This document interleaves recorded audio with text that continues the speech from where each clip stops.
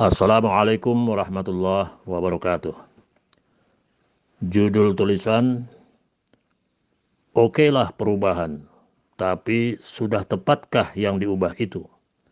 By Tony Ardido, Serial Contemplation Around the Wisdom. Ada 3 quotes dari Amerika Serikat. Yang pertama dari Bill Gates, 67 tahun, pengusaha Microsoft dan dermawan.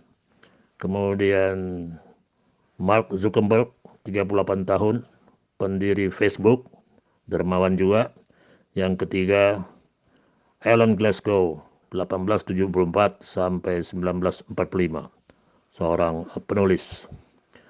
Pertama, Bill Gates. Kita selalu menaksir terlalu tinggi atau overestimate perubahan yang akan terjadi 2 tahun ke depan, dan meremehkan atau underestimate perubahan yang akan terjadi pada 10 tahun berikutnya. Jangan biarkan diri Anda terbuai dalam kelambanan tindakan. Kemudian Mark Zuckerberg, kami bekerja keras untuk membangun layanan yang dapat digunakan oleh semua orang dimanapun, entah dia itu seseorang, sebuah perusahaan, seorang presiden, atau sebuah organisasi yang bekerja untuk perubahan. Kemudian Alan Glasgow, tidak semua pertumbuhan itu perubahan, seperti halnya tidak semua pergerakan itu kemajuan. Sobat Wisdom yang baik, banyak hal dalam kehidupan ini yang secara terpaksa atau tidak, suka atau tidak, terkadang menggiring atau mendorong atau bahkan memfetakompli kita kepada kecenderungan-kecenderungan hidup yang lebih praktis. Mengapa? Karena pendapat kita dan selera kita bisa berubah-ubah seiring dengan berjalannya waktu. Kehidupan adalah milik mereka yang hidup, dan mereka yang hidup itu harus selalu siap menghadapi perubahan-perubahan. Begitu kata Goethe, penyair Jerman 1749 sampai 1832. Yang terpenting adalah jangan sampai kita terjerumus ke dalam cara-cara berpikir yang out of date, alias kuno, alias jadul markudul. Apalagi tenggelam di dalam lumpur kejumudan yang semakin menjauhkan kita dari cara-cara berpikir dan selera-selera hidup yang modern dan berkemajuan. Asal tentu saja aturan-aturan ini tidak boleh berlaku bagi kemudorotan dan kejahatan. Sebab kebaikan itu selalu relevan dimanapun dan kapanpun. Nasihat-nasihat yang seperti ini mungkin saja telah ditulis begitu kita pulang dari reuni sekolah menengah setelah 20 tahunan atau 30 tahunan. Mungkin mayoritas kita pernah mengalaminya. Sungguh menakjubkan melihat betapa sementara orang telah berubah dengan berjalannya waktu. Betapa beberapa yang lain telah menjadi matang sebagai individu-individu yang tersohor dan mempesonakan. Teman-teman sekelas kita, misalnya yang cewek-cewek, di mana kita biasa bercanda ria dan ketawa lepas terkikih-kikih, yang dulunya cuma sebagai pemandu sorak, sekarang sudah menjadi ibu-ibu sosialita. Ada yang menjadi direktur utama perusahaan, ada yang jadi kepala sekolah, ada yang jadi pemimpin komunitas, dan lain sebagainya. Sedangkan teman-teman cowok, tak usah ditanya lagi. Mereka semuanya sudah menjadi individu-individu yang jauh lebih kompleks dan lebih dahsyat daripada dulunya. Bahkan ada sobat kita yang dulunya culun, lecek, dekil, dan biasa dibully teman-temannya, sekarang menjadi tokoh nasional dengan penampilan yang betul-betul macho, rapih, klimis, dan penuh wibawa. Tentu begitu juga sebaliknya. Sobat kita yang dulu itu petentang-petenteng bla bla bla, sekarang kok jebule bli bli bli atau blu blu blu, bahkan bla bli blu ble blo, nggak keruan. Tentang ini mendingan masing-masing kita pikirkan sendiri variasinya, oke? Sekedar contoh misalnya, ada sobat kita yang mantan kapten basket, dan biasa dielu-elukan para cewek yang centil, tampaknya kok hidupnya mandek alias stagnan. Sudah lebih dari 20 tahun tidak latihan, tapi masih juga bersikap seperti pemain. Rupanya dia termasuk jenis orang yang kehilangan status popularitasnya begitu lulus sekolah menengah. Tapi berusaha meraihnya kembali dalam beberapa jam. Banyak juga sobat kita yang termasuk dalam jenis orang-orang dewasa yang kesepian, lalu berusaha menangkap kembali hubungan-hubungan dekat yang mereka bina ketika zaman sekolah dulu. Artinya apa? Artinya banyak juga reuni yang bisa menciptakan kesedihan terselubung bagi beberapa orang tertentu. Sobat Wisdom yang mulia, sebenarnya orang-orang yang fleksibel dan bersedia berubahlah yang tampaknya lebih sanggup menghadapi badai kehidupan. Mengapa? Karena menuju sasaran di masa depan adalah selalu lebih baik daripada melulu berpegangan kepada suatu kejadian atau prestasi di masa lalu. Nampaknya ini klop dengan quotes John F. Kennedy 1917-1963, Presiden ke-35 Amerika Serikat, saat mengatakan perubahan adalah hukum kehidupan dan mereka yang hanya melihat masa lalu atau masa kini tentunya akan kehilangan masa depan.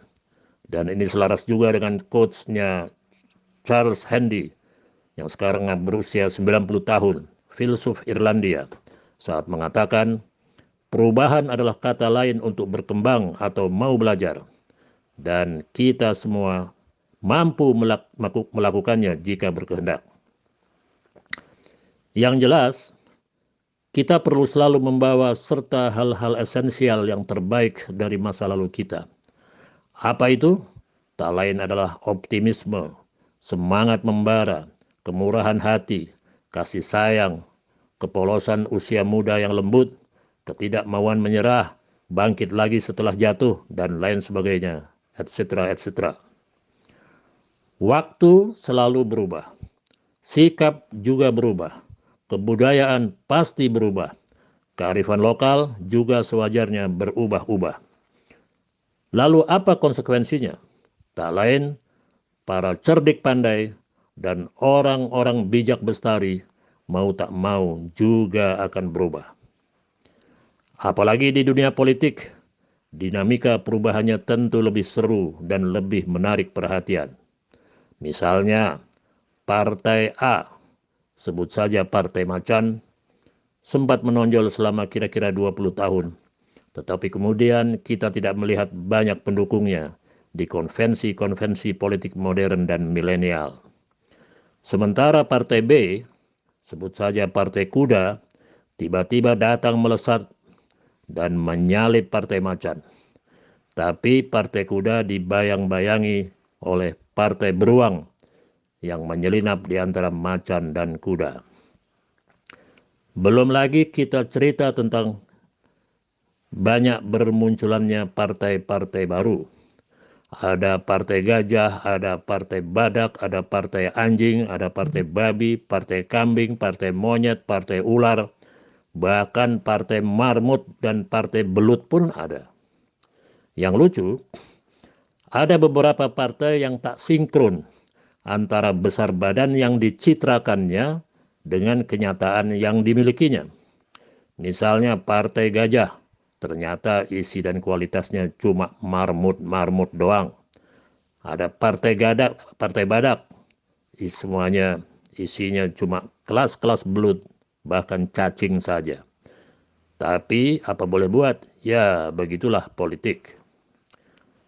Makanya tak heran jika Bob Bepres, sekarang 74 tahun, mantan anggota Kongres Amerika Serikat, pernah menulis artikel saat mengulas kemenangan Barack Obama.